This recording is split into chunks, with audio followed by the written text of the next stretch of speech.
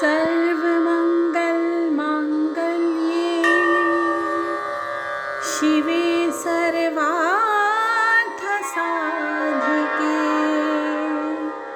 शरण्ये त्र्यम्बके गौरी नारायणी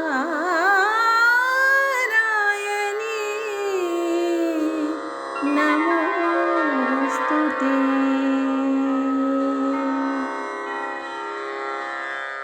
जय माँ इंद्राक्षी जय अम्बे। इंद्राक्षी धाम में दर्शकों आप सभी का हम हार्दिक स्वागत करते हैं। आज द्वितीय नवरात्र है। भगवती ब्रह्मचारिणी की साधना आज के दिन की जाती है। बहुत ही शुभ, बहुत ही अच्छे ये दिन चल रहे हैं और जितने अच्छे तरीके से, जितने भावपूर्ण आप अपनी साधना को करेंगे, जगदम्बा की कृपा उतनी ही आपके घर में, आपके परिजनों के ऊपर बरसती चली जाएगी। सारी जानकारी इस अंक में देंगे। आज का पाठ, आज का भोग, दिन के हिसाब से, तिथि के हिसाब से, ऐसे ही कल के बारे में भी आज कुछ बातें बता दी जाएंगी। और आज के इसमें कुछ साधना के लिए भी हम आपको बताएंगे, वो भी आप ध्यान से सुनिएगा। तो आइए सबसे पहले आज का हम पंचांग देखें। 4 अक्टूबर सन 2024, दिन शुक्रवार, संवत 2081, आश्विन मास, शुक्ल पक्ष, तिथि द्वितीया, नक्षत्र चित्रा, राहु काल 10:30 से 12, दिशा शूल पश्चिम दिशा। भगवती जगत जननी समस्त साधकों का कल्याण करें, ऐसा शुभ विचार मन में रखते हुए आइए आज का कार्यक्रम हम प्रारंभ करते हैं। जिसने भी माँ को मन से ध्यान लिया, जिसने भी माँ की भक्ति अंतर के मन से समर्पण भाव ला करके कर ली, वो दिन दूर नहीं कि आपको जगदम्बा के दर्शन भी होंगे, आपको जगदम्बा की कृपा भी प्राप्त होगी। साधक की साधना यदि भाव से हो जाए तो भक्ति कमाल हो जाता है, भक्ति में कमाल हो जाता है। ये ध्यान रखें आप बात। और बेटा, कभी भी ज़िंदगी में टोने टोटके इन सब चक्रों में मत पड़ना। ध्यान रखना, वो स्थायी नहीं होते हैं। लेकिन जिस साधना की हम बात कर रहे हैं या आप जिस साधना को करते हैं, अगर साधक अपनी साधना को बहुत अच्छे से करे तो आदमी का विकास, साधक का विकास ज़िंदगी भर के लिए होता है। वो टेम्परेरी नहीं हो सकती, साधना स्थायी होती है। तो आज जो वो आप अपने देवबाड़ी में शाम की आरती करेंगे, या आप सुबह के अभी 7:02-4-5 हो रहे हैं, सुबह की आरती करेंगे, तो उसमें भगवती ब्रह्मचारिणी का ध्यान रखें और ब्रह्मचारिणी का ध्यान करके आज का भोग लगावें, आज की आरती करें, आज का पाठ करें। तो आइए अब जानकारी प्राप्त करा देते हैं आज का पाठ भोग आदि क्या रहेगा, आप लोग देखें। द्वितीय नवरात्र में भगवती ब्रह्मचारिणी का पूजन किया जाता है और द्वितीया तिथि के हिसाब से भगवती को शक्कर का भोग लगता है। आज का पाठ जो बनता है वो दूसरा और तीसरा अध्याय द्वितीय नवरात्र में किया जाता है। दिन शुक्रवार बनता है। शुक्रवार के हिसाब से भगवती को मिश्री का भोग लगाया जाता है। साथ ही कल के बारे में भी जान लें। तृतीय नवरात्र में भगवती चंद्र घंटा का पूजन किया जाता है। जो भी आप धूप दीप आदि अर्पण करें, भगवती चंद्र घंटा का स्वरूप ध्यान करके करें। तो कहने का भाव, चंद्र घंटा का पूजन तृतीय नवरात्र में किया जाता है। तृतीया तिथि के हिसाब से जगदम्बा को दूध का भोग लगता है। और साथ ही यदि हम पाठ की बात करें तो इसमें दुर्गा सप्तशती में जो 13 अध्याय हैं, उसमें चौथे अध्याय का पाठ तृतीय नवरात्र किया जाता है, जो विधि हमने आपको बताई है। दिन की बात करें, दिन शनिवार है तृतीय नवरात्र का, उसमें भगवती को गोघृत अर्पण किया जाता है। तो कहने का भाव, ये सारी चीज़ें आप लोग नोट कर लिया करें। अब जिन्होंने अखंड दीप जलाया हो, अखंड दीप कभी सूना नहीं छोड़ा जाता। अखंड दीप जिस घर में जले, वहाँ कोई न कोई बच्चा बड़ा, कोई न कोई घर में रहना चाहिए। सूना अखंड दीप ना छोड़ें तो ज़्यादा अच्छा है।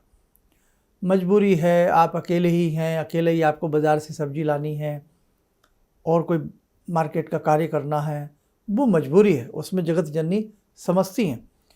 लेकिन ये ना हो कि हमने अखंड दीप तो घर में जला दिया और हम घर के 4-5 लोग निकल गए कहीं सैर सपाटे के लिए। वो तरीका बिल्कुल गलत है। ठीक है बेटे? क्यों? क्योंकि ये दीप नहीं है, ये दीप ज्योति नहीं है, इसमें साक्षात भगवती विराजमान रहती हैं। या देवी सर्वभूतेषु ज्योति रूपेण संस्थिता नमस्तस्यै नमस्तस्यै नमस्तस्यै नमो नमः। तो ज्योति स्वरूपा भी हैं भगवती। और जब भी कोई हम घर में पदार्थ बनाते हैं, खाने पीने का बनाते हैं, मिष्ठान बनाते हैं, तीज त्योहार आता है तो अग्नि को भोग लगाया जाता है। ऐसी विवाह शादी में जब हलवाई अपनी भट्टी चढ़ाते हैं तो उसमें भी सबसे पहला भोग अग्नि को दिया जाता है। और अग्नि से ही यज्ञ देवता की हम बात कर सकते हैं, तो यज्ञ में भी उसमें भी अग्नि होती है। तो अग्नि जो है ये भगवती स्वरूपा ही हैं। और जिन्होंने अग्नि के भगवती स्वरूपा के साक्षात दर्शन किए हो, कहाँ? ज्वाला देवी।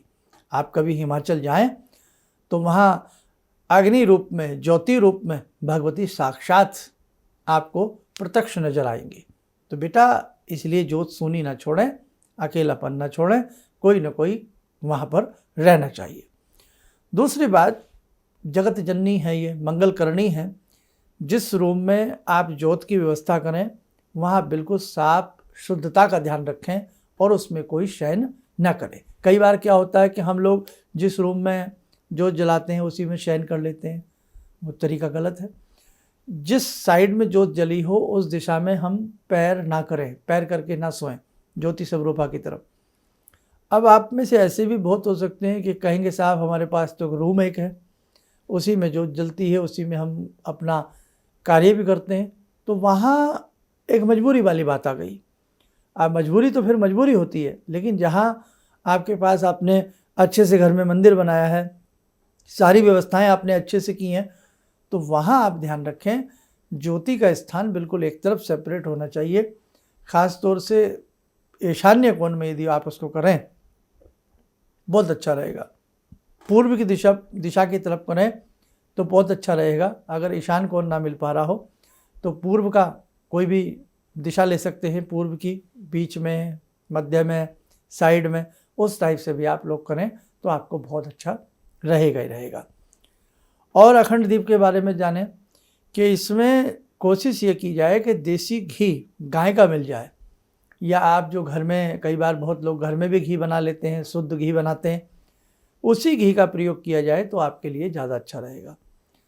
ज्योत कई बार आप लोग क्या करते हैं कि आपको लगता है कि नीचे की बत्ती का समाप्त होती जा रही है, हमें इसमें नई बत्ती डालनी है। ये कई मन में आता है ना आप लोगों के, कैसी सी चीज़ों में आप फंस जाते हैं कई बार। अब उस स्थिति में आप क्या करेंगे कि आपको लगता है कि तो ज्योत मेरी बंद हो जाएगी, तो फिर मेरी अखंड ज्योत का महात्म्य में ख़त्म हो जाएगा। नहीं बेटे, उसके लिए आप क्या करें, एक दूसरी ज्योत उसी ज्योत से प्रज्वलित करके रख लें, घी डाल लें, उसी जलती ज्योत से दूसरी छोटी सी ज्योत प्रज्वलित करके रख लें। उस ज्योत को फिर आराम से निकाल करके उसी में ही लगा दें जहाँ पर आपने वो छोटी ज्योत जलाई है। दोनों ज्योत एक जगह लगा दें। अपनी ज्योत तैयार पहले से रखें, लंबी वाली या जैसी भी आप ज्योत जलाते हैं उसमें वो पिरो दें और भगवती का गुणगान करते हुए, दुर्गा दुर्गा दुर्गा दुर्गा का नाम जपते हुए उसी ज्योति से वो ज्योति पुनः प्रज्वलित कर लें। जहाँ लंबे लंबे समय के लिए ज्योत जलती हैं, 40 दिन के लिए ज्योत जलती है, या ऐसे बहुत मंदिर हैं, संस्थान हैं जहाँ निरंतर ज्योति का प्रकाट्य बना हुआ है। परम पूज्य गुरुदेव की बात जरूर याद आती है, शांति कुंज याद आता है। शांति कुंज में 1926 से एक दीप प्रज्वलित है जो 2026 में पूरे 100 वर्ष हो जाएंगे। तो कभी आप शांति कुंज हरिद्वार जाएं तो उस दीप ज्योति के दर्शन जरूर करें।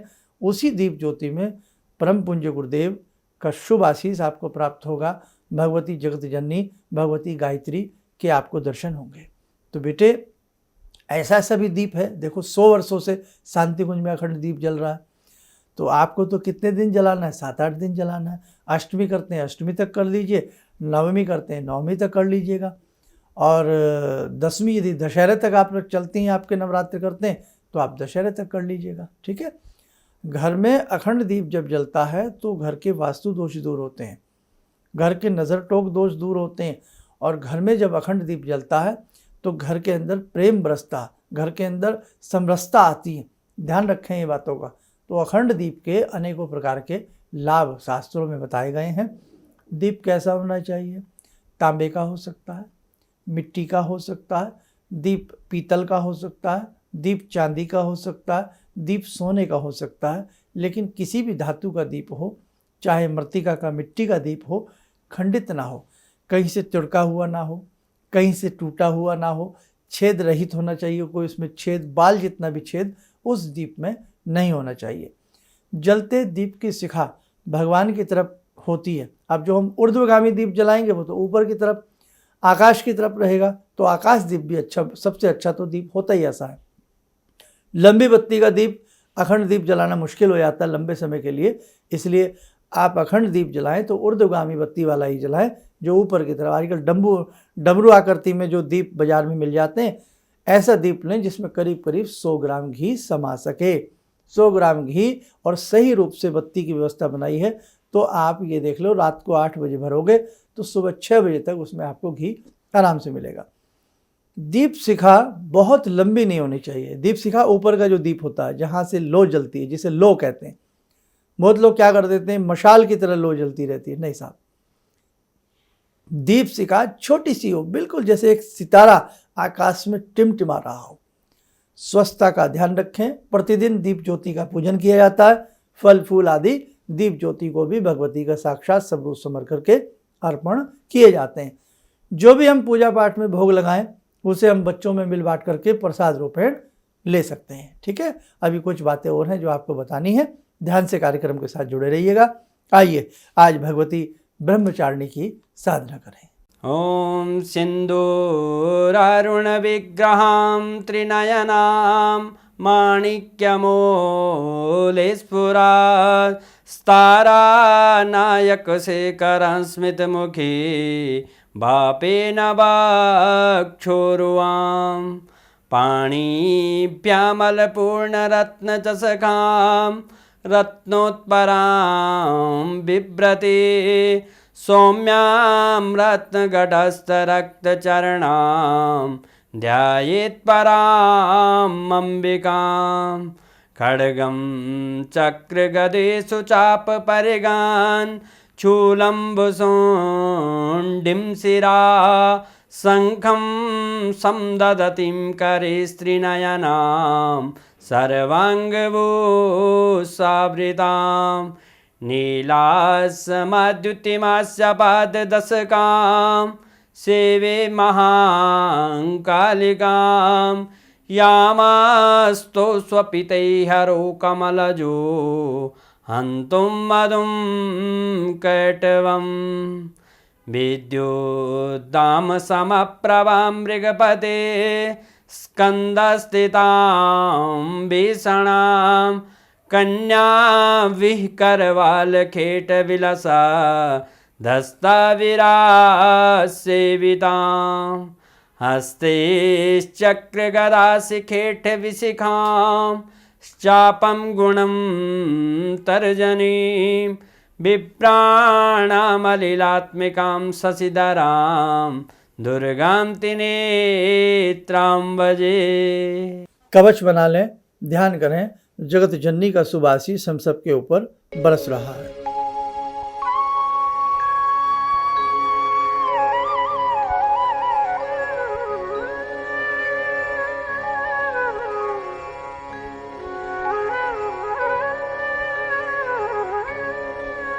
ओम बोलते हुए नेत्र खोलें, सामान्य हो जाए। देखो साधकों, अखंड दीप जलने के, जलाने के अनेकों प्रकार के लाभ और भी हैं। आपका कोई ग्रह सही ना हो, आपके ग्रह कुटिल हो रहे हों, शनि की 7.5 ढैया चल रही हो, बस ये मान लें जिस घर में ज्योति प्रज्वलित हो जाती है उस घर के समस्त ग्रह दोष, भूत दोष, प्रेत दोष, बाधा दोष, वास्तु दोष, समस्त दोष, जितने भी दोष होते हैं सारे के सारे दोष जो हैं दम तोड़ देते हैं, सब दोष सही हो जाते हैं। क्योंकि जिस घर में भगवती का प्रकाट्य हो जाए, भगवती आ जाए ज्योति स्वरूप में, तो उस घर में कोई दोष नहीं रह सकता। हाँ, अब हम उस दीप के सामने बैठ कर के पूजन क्या करते हैं, किस प्रकार से पाठ करते हैं, कैसी व्यवस्था करते हैं, ये भी बहुत बड़ी बात रहती है। जितने शुद्ध भाव से, शुद्ध तन से और शुद्ध मन से उस दीप के सामने बैठ कर के पाठ किया जाएगा, ऐसा हो ही नहीं सकता कि आपको लाभ की प्राप्ति न हो। कई बार पूजा करते करते बहुत सुंदर महक, बड़ी अजीब सुगंधित फूलों की बयार हमारी नासिका को स्पर्श कर करके निकल जाती है और बहुत सुंदर खुशबू आपके पूजा दरबार में आती है। संकेत है कि आपकी साधना अच्छे तरीके से चल रही है। साधना के दौरान अच्छे से सपना आना, कि आकाश में उड़ना, ये सारी चीज़ें आपकी साधना को बल मिल रहा है। साधना के लक्षण क्या है कि आपकी साधना परिपक्व हो रही है, ये भी हम किसी एपिसोड में आपको बताएंगे। आज तो अखंड दीप की हम आपसे बात कर रहे हैं। तो बेटा, जिन्होंने अखंड दीप न जलाया हो और उनका मन हो कि हम कर लें, तो ऐसा नहीं है कि पहले दिन से ही आप अखंड दीप जलाएं। जब जागो तब सवेरा, आप अभी से भी, आज शाम से भी, या अभिजीत मुहूर्त 11:30 से 12:15 के बीच दिन में, उसमें भी आप अखंड दीप की व्यवस्था कर सकते हो। ठीक है। और यदि गोघृत आपको ना मिले तो मीठा तेल, तिल का तेल जो होता है, वो भी आप प्रयोग में ला सकते हैं।